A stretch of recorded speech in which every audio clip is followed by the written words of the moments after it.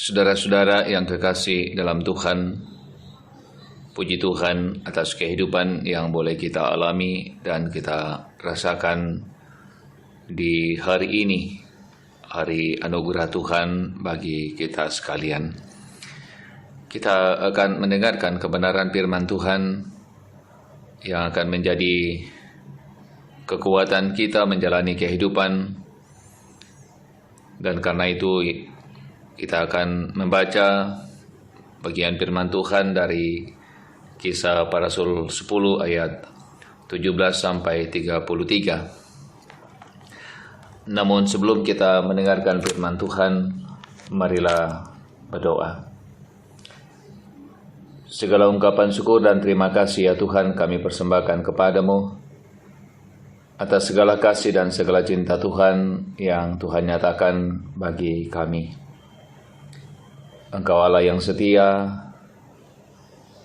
membimbing menyertai kehidupan kami, sehingga kami boleh ada sebagaimana ada menikmati kasih sayang-Mu. Kami akan mendengarkan kebenaran firman-Mu. Dalam segala kelemahan kami, Roh Tuhan membimbing kami, sehingga kami boleh menikmati kebenaran firman-Mu hari ini. Di dalam Kristus Tuhan kami berdoa. Haleluya. Amin. Kisah Para Rasul pasal 10 ayat 17 sampai 33. Petrus bertanya-tanya di dalam hatinya, apa kiranya arti penglihatan yang telah dilihatnya itu? Sementara itu telah sampai di muka pintu orang-orang yang disuruh oleh Kornelius dan yang berusaha mengetahui di mana rumah Simon. Mereka memanggil seorang dan bertanya, apakah Simon yang disebut Petrus ada menumpang di rumah itu? Dan ketika Petrus sedang berpikir tentang penglihatan itu, berkatalah Roh, ada 3 orang mencari engkau. Bangunlah, turunlah ke bawah dan berangkatlah bersama-sama dengan mereka. Jangan bimbang, sebab aku yang menyuruh mereka kemari.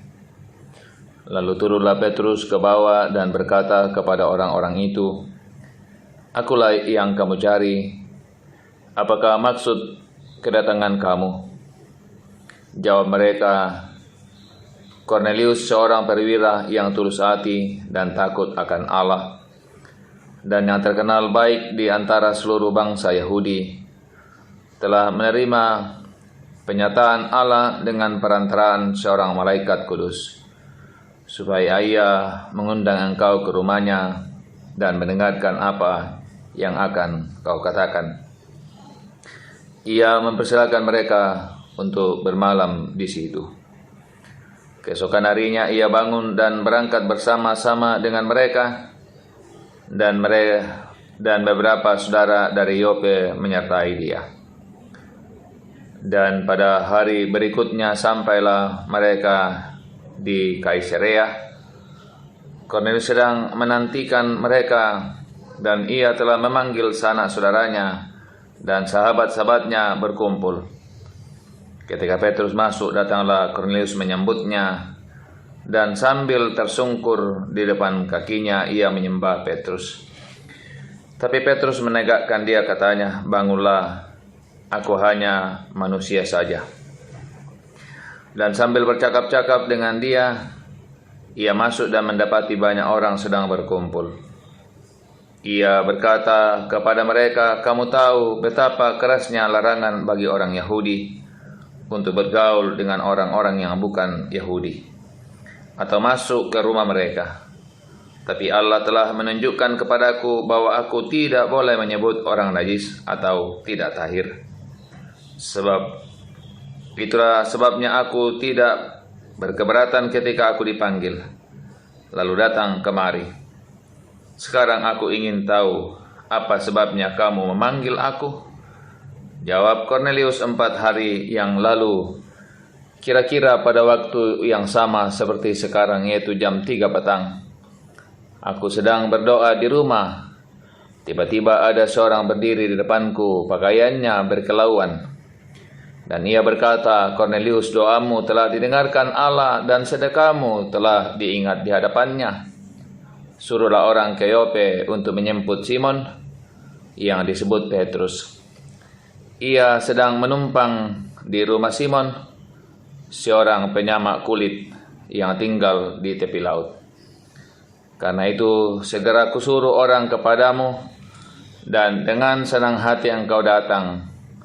Sekarang kami semua sudah hadir di sini, di hadapan Allah untuk mendengarkan apa yang ditugaskan Allah kepadamu.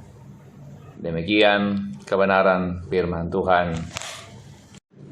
Saudara-saudara yang kekasih dalam Tuhan, perintah Yesus sebelum naik ke sorga jelas agar para rasul memberitakan Injil ke seluruh bumi dan ke segala bangsa. Namun saudara-saudara yang kekasih dalam Tuhan, ada terlalu banyak hal yang kemudian membatasi para rasul, murid-murid Yesus untuk kemudian memberitakan Injil kepada bangsa-bangsa lain.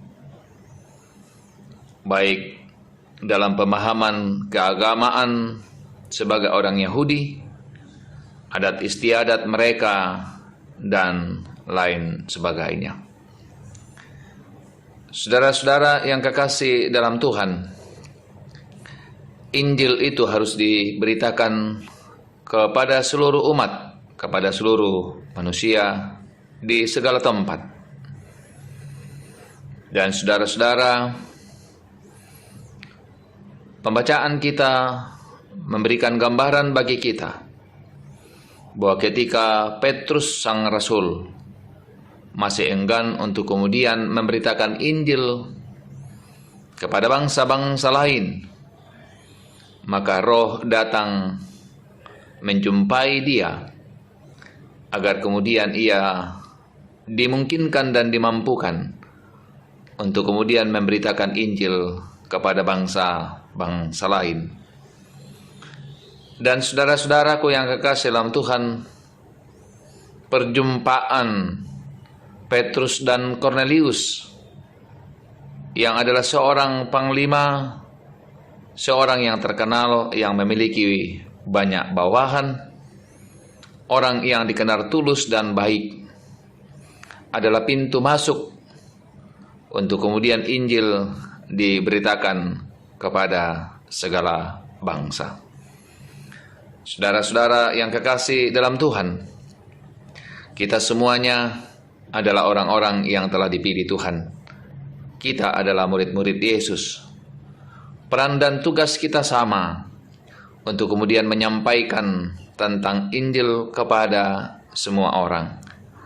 Injil Yesus Kristus, Injil keselamatan. Tuhan Yesus memberkati kita sekalian. Amin. Marilah berdoa. Segala puji dan syukur kami persembahkan kepadamu, ya Tuhan, di pagi ini, pagi anugerah Tuhan bagi kami. Kami boleh bangun dan boleh mendengarkan kebenaran firman-Mu yang akan menjadi kekuatan bagi kami dalam menjalani kehidupan ini. Bahwa Kristus datang, Injil harus diberitakan kepada semua bangsa, kepada semua umat. Terima kasih Bapa di sorga, seluruh kehidupan kami hari ini ke dalam tangan kuasa-Mu kami serahkan. Kiranya Tuhan nyatakan cinta dan kuasa-Mu, sehingga kami dimungkinkan, dimampukan untuk kemudian menjalani kehidupan ini dalam kebenaran firman Tuhan. Berkati kami semua ya Tuhan, khususnya bagi orang tua kami, saudara-saudara kami yang dalam kelemahan tubuh. Kiranya Engkau nyatakan kuasa kasih-Mu, sehingga mereka semua dipulihkan dan dikuatkan, untuk kemudian boleh pulih kembali dan kuat kembali melanjutkan kehidupan ini. Terima kasih Bapa di sorga, seluruh rangkaian kehidupan kami hari ini ke dalam tangan kuasa-Mu kami serahkan. Di dalam Kristus Tuhan kami berdoa, haleluya, amin.